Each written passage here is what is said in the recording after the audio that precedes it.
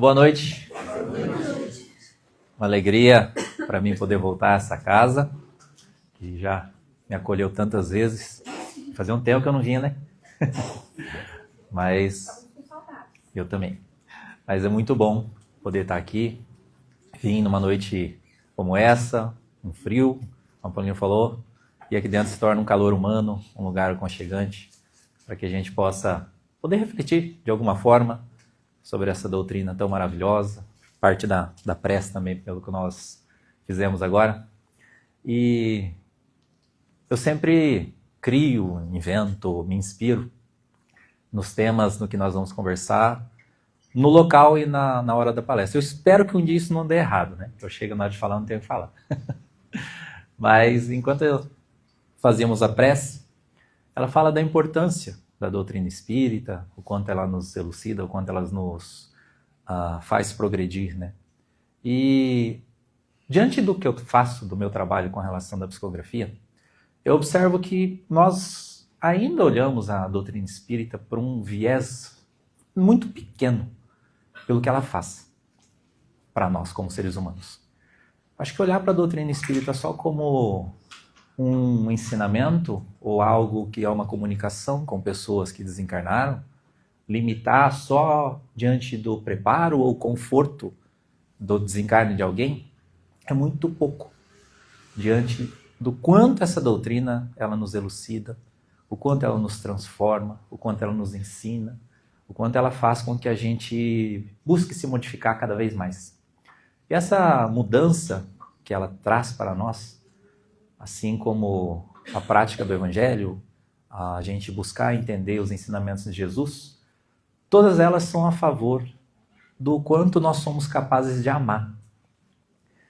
E eu entendo, pensando aqui, que nós ainda temos uma grande dificuldade de amar.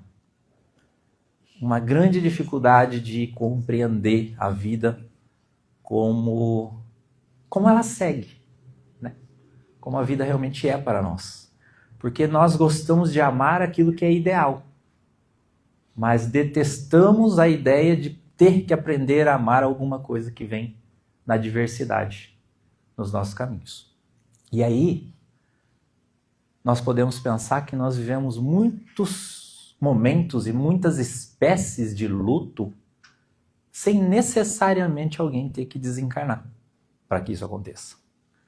Porque a ideia do luto não é só o falecimento, a ideia do luto é o sentimento da perda que nós vivenciamos. E nós podemos perder muitas coisas enquanto ainda o coração está batendo. São características, às vezes, que a gente fala de um divórcio, uma separação, que são mais comuns. Porém, existem outros tipos de situações que nós vivenciamos, que nós perdemos coisas, esses ideais, e começamos a viver um luto, ainda enquanto estamos aqui, encarnados, e junto das pessoas que nós estamos ao lado.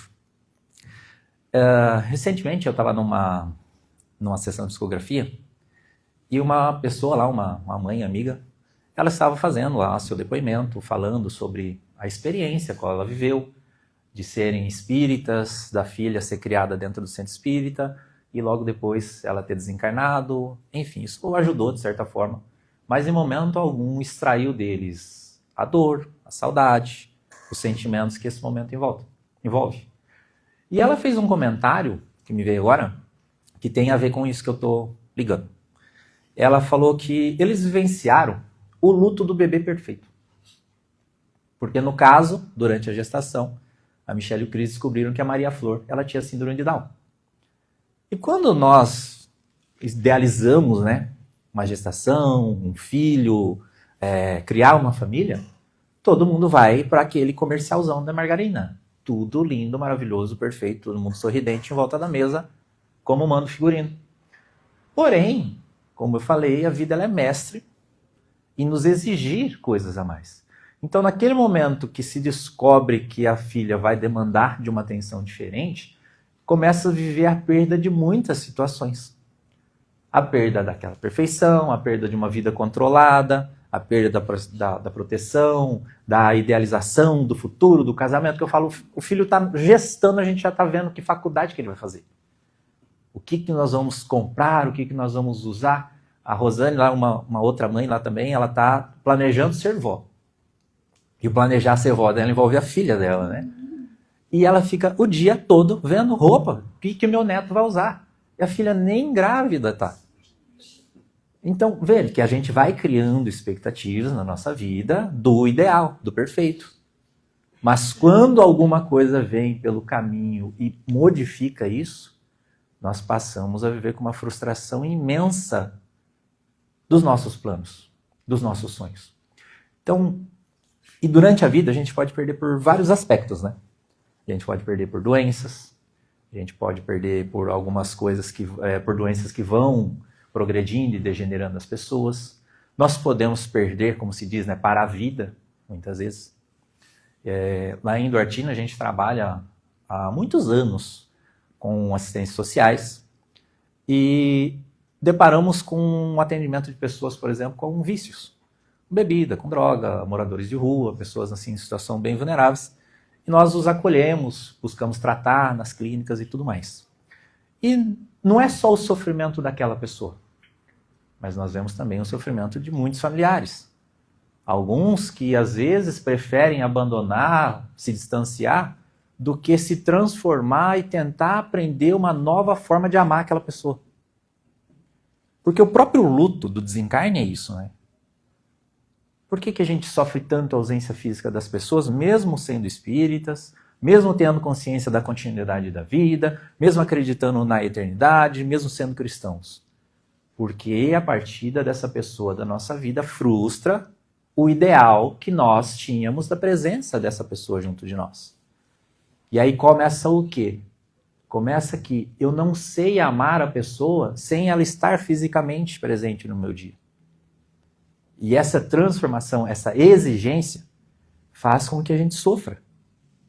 Faz com que a gente não saiba como lidar com a vida, muitas vezes, ao ponto de desenvolver depressões, ao ponto de ter um desgosto pela vida, realmente. De perder o sabor de viver. Então, dentro da doutrina espírita, esses ensinamentos dessas transformações, essas necessidades constantes da nossa evolução, a gente pode observar que todas essas situações, elas são para nós plausíveis de transformação. Ela vai nos ensinar, porque por uma criança, por exemplo, ela não vinha com a formação ali ideal que a gente pensa, ela vinha ali com alguma doença, com alguma característica, com algum transtorno, ela não deixa de ser uma criança que necessita de ser amada. Então, o que a gente tem dificuldade de entender é que muitas vezes os planejamentos da vida, né, que a gente começa a orar contra, pedir para Deus que aquilo mude, mesmo que um médico chegue e dê para nós um diagnóstico de alguém irreversível, a gente vai tentar, né, negociar com Deus, não vai? Na hora. Pode falar, olha, a pessoa está num estado aqui que agora é só tratamento paliativo, não temos mais o que fazer. A gente vai recorrer para Deus em busca de um milagre. Só que às vezes a gente esquece que esse não acontecer o milagre pode estar inserido nele a missão do espírito que está ali vivendo aquilo. Só que a gente só fica preocupado com a perda. Só fica preocupado, na realidade, com o que nós vamos sentir. Porque muitas vezes a pessoa ela está vivendo uma experiência que para ela transferir-se para a vida espiritual vai ser mais meritório, menos exigente, né, menos doloroso, mas para que nós não precisamos nos transformar, a gente começa a querer exigir a presença da pessoa aqui. Isso vai gerando uma cadeia, né, de sofrimento. No livro Obreiros da Vida Eterna tem um capítulo onde André Luiz ele narra o desencarne do Dimas, e já havia um bom tempo que ele estava acamado numa situação assim que ele não desencarnava, e ninguém entendia o porquê que ele estendia tanto aquele sofrimento, né? E André Luiz narrando que era o quê? A esposa que ficava o tempo todo ao lado da cama, implorando para que ele não desencarnasse. Ela ficava ali rezando, implorando para que ele não fosse embora, para que ele não fosse embora, para que ele não fosse embora. E aí André dizia que aquilo criava-se quase que uma teia em cima dele que impedia que o espírito fosse embora, pudesse se libertar daquela situação. E aí eles dão um jeito lá de distrair ela, arranca os lacinhos e faz com que ele consiga se desprender, né? Então, acontece tantas coisas na questão espiritual que a gente às vezes não tem a noção. A gente não consegue enxergar e não consegue, talvez, mudar a nossa forma de amar as pessoas. Mudar a nossa forma de amar. Como eu falei, às vezes a pessoa está aqui e ela desencarna, eu preciso aprender a amar agora ela na maneira que ela está.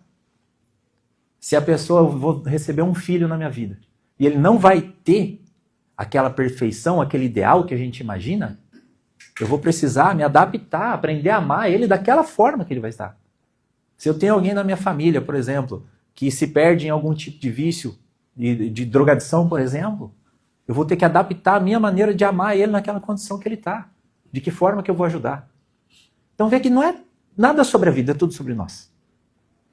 Eu acho que a doutrina espírita, às vezes ela é pesada nisso, né? Que é tão maravilhoso quando a gente arruma alguém para pôr a culpa. Né, Dani? Tão mais fácil. Me lembrei aquela passagem do Evangelho, onde os próprios apóstolos, né?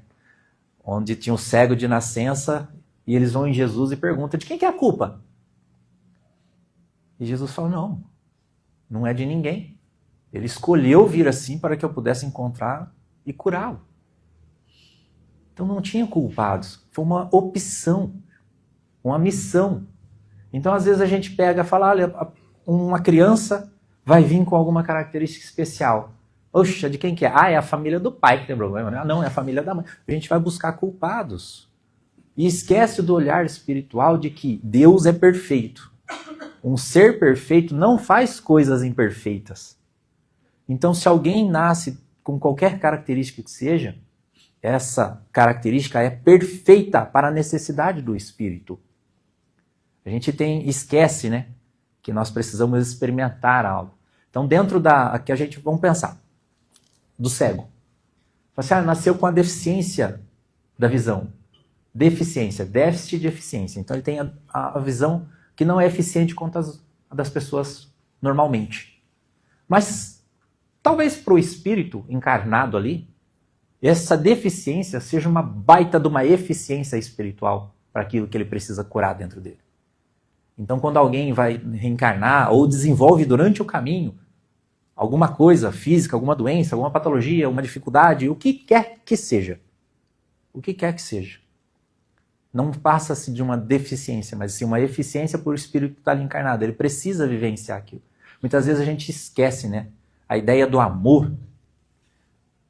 Nós aprender a amar, normalmente a gente entende que aprender a amar é fazer tudo pelo outro. Aquele amor romântico. Eu amo tal pessoa, então eu tenho que fazer tudo para ela. Eu amo meus filhos, então eu tenho que fazer tudo para eles.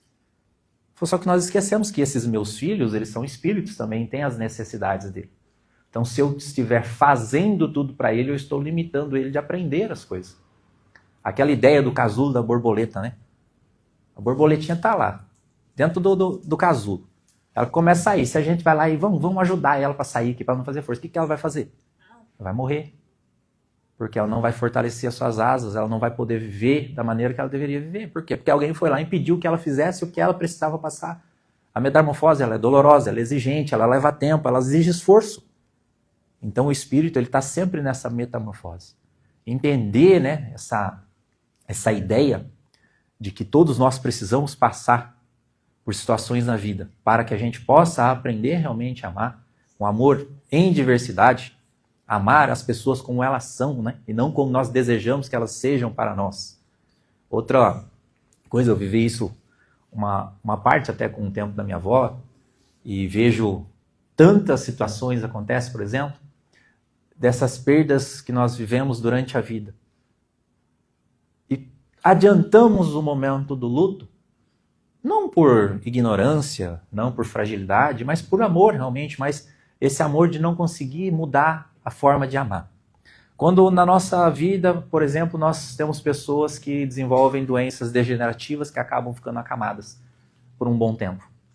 É legal ver alguém que a gente via ali ativo, fazendo as coisas todos os dias, conversando, deitado numa cama, sem fazer nada? Não, não é. O meu avô ficou praticamente 1 ano nessa situação e eu era acostumado a ver meu avô trabalhando a vida toda. Aí quando ele ficou mais idoso, que ele não conseguia mais trabalhar, algum rolo ele estava arrumando pra rua, nem se fosse briga, mas ele estava arrumando. E então a gente estava acostumado, e de repente ele está ali, aquele homem forte, todo definhado numa maca, sem poder falar, sem poder se comunicar, sem poder ser aquela pessoa que eu estava acostumado a ser. Então aquilo gerava em nós aquele luto que ficava pensando, meu Deus, né? O que será que é melhor agora? A gente ficar aqui e cuidar dele, estar aqui, vir falar com ele, é melhor ele desencarnar e se libertar disso, mas será que eu pensar que ele desencarnar, eu estou desejando a morte dele? E aí? A gente fica naquele enigma, né? De não saber o que pensar, o que se comportar, o que desejar, o que é bom, o que é ruim, o que é certo, o que é errado. Aí nós vamos lá pensar. O espírito, às vezes, ele pode estar naquela condição ali, sem a consciência de que nós estamos ali. Num processo de Alzheimer, por exemplo, a pessoa às vezes está ali e não vai lembrar quem é o filho. Mas por quê? Porque na doença física há como se uma desconexão da consciência do espírito que está encarnado com a matéria. A matéria ela só não responde aos estímulos que o espírito está dando. E aí fica aquela confusão. Mas o espírito encarnado ali, mesmo fora da consciência física, ele sabe do amor que ele está recebendo. Ele sabe das presenças que estão ali. Ele vê o cuidado que ele está tendo. Esse é o valor para o espírito que passa nessa situação. E a gente, como espírita, que gosta da condenação, né? Lei de causa e efeito. Por que a pessoa está acamada? Ah, ela foi muito ruim no passado, por isso que ela está passando por isso, né? A gente gosta de condenar as pessoas. Só que não. Pode ser que ela escolheu o seu fim da vida material, aquela experiência, para absorver ainda mais amor. Fala assim, eu quero amar de uma maneira sem interesse, porque onde eu não possa mais entregar nada. Eu quero perder o meu orgulho de aprender que as pessoas vão cuidar de mim. Eu quero que as pessoas sejam aquilo que eu não tenho mais. Me veio outra passagem do Evangelho na cabeça aqui agora. Lá acho que em Marcos, se eu não me engano, a passagem do paralítico, que eles vão com a maca até Jesus. Havia 4 pessoas carregando aquele homem que não tinha o quê? Não tinha as condições de ter pernas para andar. Então aquelas pessoas ali, eles emprestavam aquilo que ele não tinha. Olha que legal. Talvez o amor para nós seja emprestar aquilo que a pessoa não tem. E também saber receber aquilo que nós não temos. E muitas vezes nós somos orgulhosos, né? Negamos auxílio, negamos ajuda, porque acreditamos que somos capazes de superar e vivenciar tudo. Agora, essas pessoas que estão num leito, estão numa cama, nós nos transformamos naquilo que ele deixou de ter. Se ele não tem mais a condição de se alimentar, nós nos tornamos ali as mãos dele. Se ele não tem condição de se limpar, nós nos tornamos a higiene que ele deixou de ter e por aí vai. Vê que esses processos são meios que a vida nos coloca em adaptação para aprender a amar de uma maneira diferente. Amar o ideal é muito fácil. Amar aquilo que é perfeito, que se cuida sozinho, que tá tudo, é muito fácil. O difícil é amar o que é diferente, né? O difícil é amar aquilo que contraria a nossa condição de vida, contraria a nossa forma de enxergar que tudo é perfeito, que tudo é lindo. Então, essas pessoas que às vezes estão na nossa vida, eu falo isso pensando nos familiares, alguém que possa vir, ou o futuro, que nos aguarde de alguma forma, na realidade elas são pessoas assim, de extrema coragem, de extrema doação de amor, para que a gente possa se desenvolver de uma maneira melhor. Porque aceitaram essa experiência, não a fim de se purificar como seres pecadores, mas a fim de nos movimentar também a enxergar de uma outra forma de cuidar, de aceitar.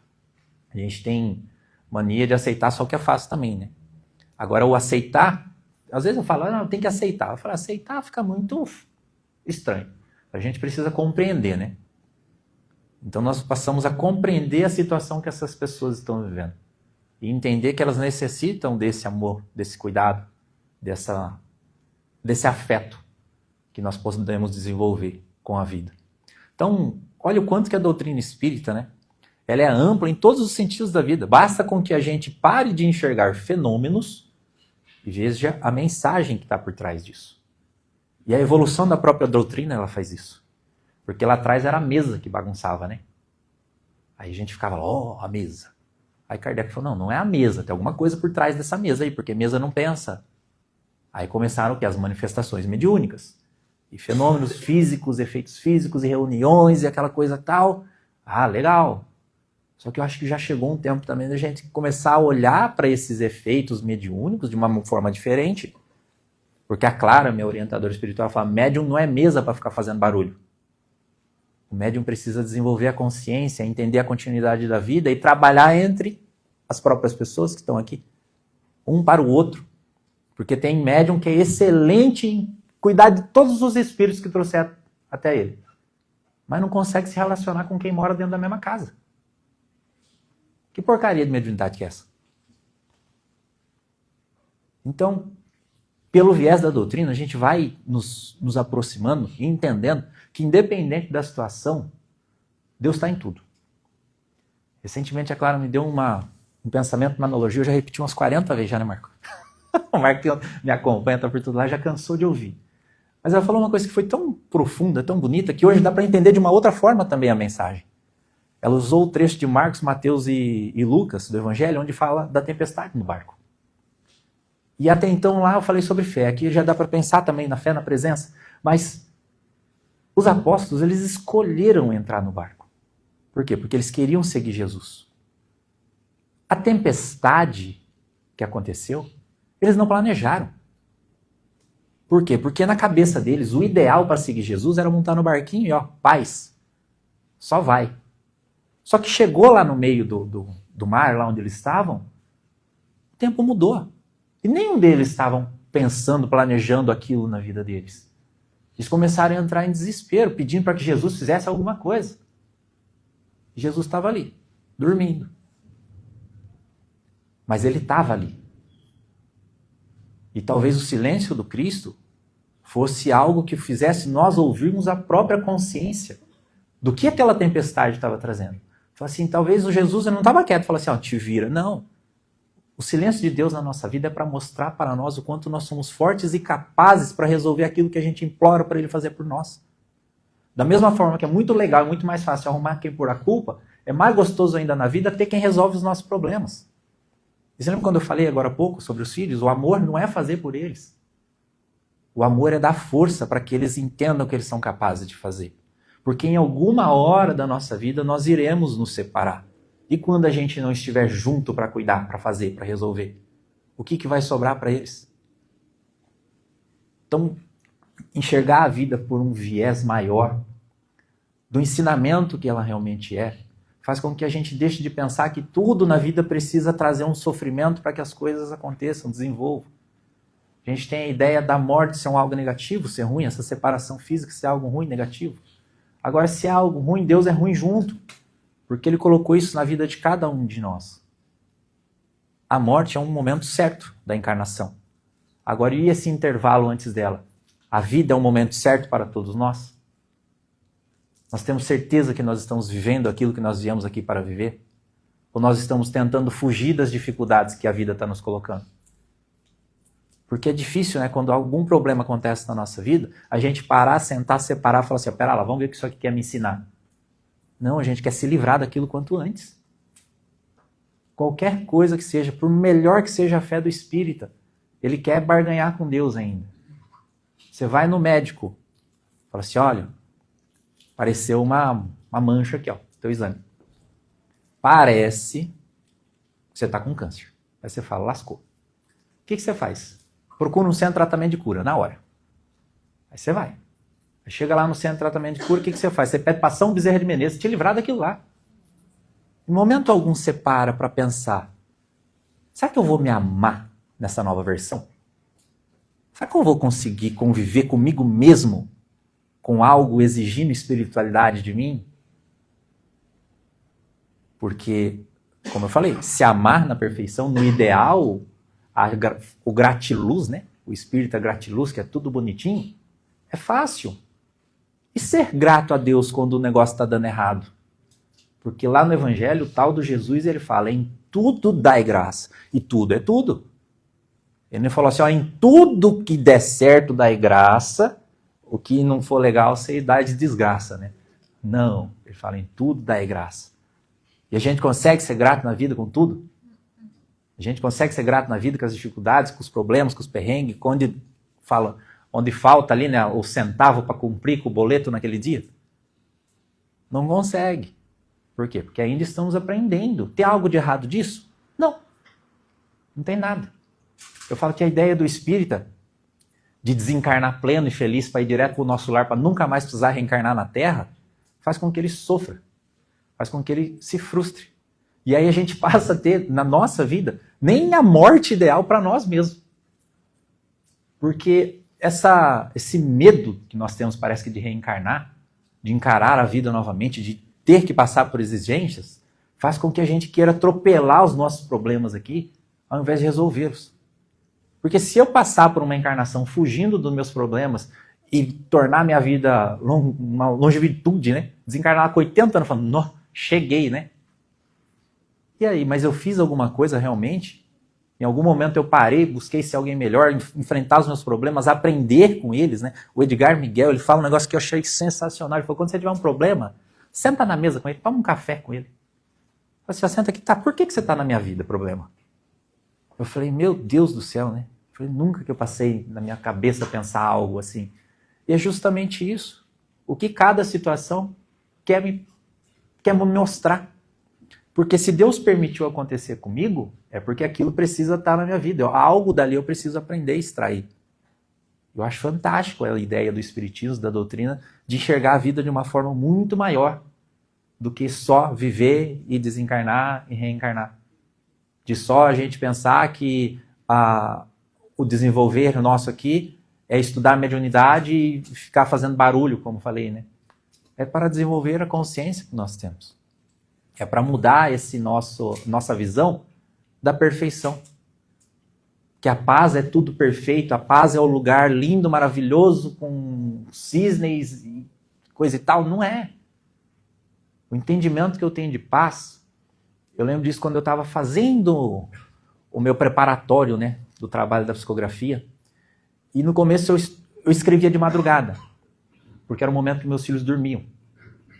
Eles dormiam, eu pegava minhas coisas, ia na sala e escrevia madrugada. Durante alguns meses, todos os dias ali, era, nossa, minha disciplina. E eu achando que eu estava arregaçando, né? Aí um dia a Clara falou para mim, ela falou, agora você vai começar a escrever durante o dia, a hora que seus filhos estão acordados. Ele falou, e eles vão te incomodar, e você não para. Aí que eu comecei a ter que escrever que hora? A hora que a molecada vinha, um catava, subia no meu colo, catava uma caneta, rabiscava o que eu estava escrevendo, e eu tinha que continuar ouvindo o que ela estava ditando, continuar escrevendo no meio daquele bagunça. Eu falei, meu Deus, né, eu não tenho paz agora para escrever. Mas o problema não era as crianças acordadas, o problema era que eu não conseguia equilíbrio naquele instante. Então, ter paz não é não ter problemas, ter paz é estar no olho do furacão e conseguir pensar. É você estar no meio da tempestade e conseguir dormir, igual Jesus estava fazendo dentro do barco. Então, essa ideia da fé, que nos traz consequentemente essa paz, né? É algo que a gente precisa entender também dentro da doutrina, entender também nos momentos de dificuldade, porque é ela quem vai sustentar-nos com tranquilidade, ela quem vai nos dar razão, consciência para enxergar que as coisas acontecem fora de nós.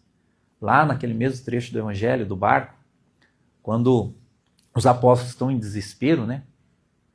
Se a gente pôr por analogia o barco sendo nós, a tempestade estava fora dele, estava acontecendo em torno dele. Só que dentro do barco estava Jesus, dormindo, mas ele estava ali. E aí eu penso, né? Quantas vezes a gente, na hora do desespero, no meio daquela agonia total, a gente vai recorrer a Jesus, vai recorrer a Deus, a quem quer que seja, vai orar e recebe o silêncio em troca. Quem aqui já rezou e ouviu Deus responder? Eu nunca. Às vezes eu até xingava ele, porque ele não falava comigo. E aí ele continua sem falar comigo. Ele não ligou de eu xingar ele. E o que eu penso? O silêncio dele, assim como nós estamos refletindo, seja o momento que ele fala, você consegue resolver isso. Você é mais forte do que isso. Eu te preparei para isso. Eu te criei para isso. Então confia. Confia que eu estou aqui dentro do barco com você, mesmo em silêncio, mas eu estou aqui dentro. Eu nunca saí. A tempestade está acontecendo tudo lá fora. Mas quem ficou aqui dentro contigo sou eu. Então eu falo que se a gente pegar tudo só no literal, ou tentar trazer para o entendimento dos fenômenos, nossa essência foge. Nós precisamos olhar a mensagem que vem por trás de tudo. A mensagem que o Evangelho traz, que Jesus traz nessas parábolas, a mensagem que a própria doutrina espírita nos coloca para pensar, para enxergar, a mensagem que a vida quer nos transmitir. A vida, ela não vem para bater na gente. Ela vem para nos convidar a crescer. A encarnação serve para isso, para nos convidar a crescer. Eu garanto que é muito mais gostoso estar com toda a família dentro de casa. É muito mais gostoso se olhar para lá, está todo mundo saudável. É muito mais gostoso estar bem também, de saúde. Tá muito gostoso se abrir o aplicativo do banco, tá azul. É muito legal se olhar sua chamada perdida, não ter um monte de número do Serasa te ligando. É bem mais legal. Só que se fosse nessa mornitude tudo, a gente ia... Se eu mostrar meu telefone para vocês me dói, tanta ligação por dia. Nessa mornitude tudo, será que a gente ia buscar algo maior na nossa vida? Se tivesse tudo numa paz tão plena, será que a gente ia estar saindo numa quinta-feira à noite, num frio desse, para assistir? Tendo Copa do Mundo, ainda um monte de razão para não fazer nada. Um monte de convites, né? Para que a gente continue onde está. Eu falo que fazer o mal é a coisa mais simples do mundo, é só você ficar dentro de casa. Fazer o mal não é sair, matar gente, roubar, chutar cachorro na rua, não. Fazer o mal é só você não fazer nada. Você já está somando para o mal uma ação, uma barbaridade. Fazer o bem é difícil. Porque fazer o bem não é só a ação de fazer algo para alguém. Fazer o bem é a ação de se transformar para que esse bem realmente aconteça. Fazer o bem é exigir de nós, às vezes, qualidade que nós não temos. É exigir de nós transformação, é exigir de nós um desprendimento, uma abnegação. E não é um abandono da própria vida. É uma busca pela própria vida. É uma busca de si mesmo. Porque talvez pior do que nós vermos alguém na condição doente, pior do que receber a notícia de que teremos um filho especial, pior do que isso que a gente vê fora do ideal, é viver o luto de si mesmo durante a sua própria encarnação. Aquele momento que você olha para você, você não sabe quem você é, você não sabe em que ponto você está, você não sabe para onde você tem que ir, você não conhece a ti mesmo. E aí você começa a viver o próprio luto. Aí onde desencadeiam as depressões, onde desencadeiam as crises existenciais, as emoções se frustram, tudo dá errado. Por quê? Porque eu não sei quem eu sou, eu não sei o que eu gosto, eu não sei o que eu faço, eu não sei nem para onde eu estou indo. Isso é o tal, com certeza, é o pior de todos os lutos que a gente descobre em meio do caminho. Só que o maravilhoso da vida é a eternidade, né? Acho que a bondade de Deus é tão grande que Ele sabe que em algum momento vai cair a nossa ficha. Eu falo, meu Deus, quem que eu sou, né? Onde eu estou? Isso normalmente acontece quando a vida dá uma porrada no meio da gente, né? É tão aquele negócio, né? Toma, o distraído, né? A gente tá ali curtindo, né? Tá assistindo um jogo do Brasil. De repente vem aquela tijolada na testa da gente. Fala, meu Deus, e agora? O que eu vou fazer? O que eu vou fazer sem essa pessoa? Por quê? Porque a gente já transferiu mais uma vez a culpa para alguém. Falar, eu estou vivendo essa infelicidade, eu estou vivendo essa frustração por culpa daquela pessoa. Por culpa que ela ficou doente, por culpa que ela desencarnou, por culpa de tudo no outro. Aí por quê? Aquele vazio que algo está em nós era preenchido, né, disfarçado pela presença de alguém. E a saída desse alguém, da forma ideal para nós, deixa escancarado o quanto nós não conseguimos ainda preenchermos nós de nós mesmos. Então, vamos usar isso para refletir melhor sobre o que nós estamos buscando da nossa vida, o que nós estamos buscando na casa espírita, de verdade. Nós não viemos aqui somente atrás de um passe para reforçar, atrás de palavras ou só de cumprir com a nossa regra, né, semanal de exercer a religião. Nós viemos aqui em busca de melhorarmos a nós mesmos, de ampliar nossa capacidade de amar, de melhorarmos as nossas lentes, né, para enxergar a vida com uma nova ótica, de olhar para as pessoas diante de todas as dificuldades que elas podem ter e aprender a amar elas como elas são e não como a gente deseja. Então, que Jesus, todos os nossos irmãos, estejam nos acolhendo não só aqui, mas nos momentos que a gente precisa, e tenham certeza que mesmo em silêncio, eles estão junto de nós, independente do quanto há de tempestade lá fora. Muita paz a todos, Jesus abençoe, agradeço da atenção e da presença de todos, e espero vê-los em breve.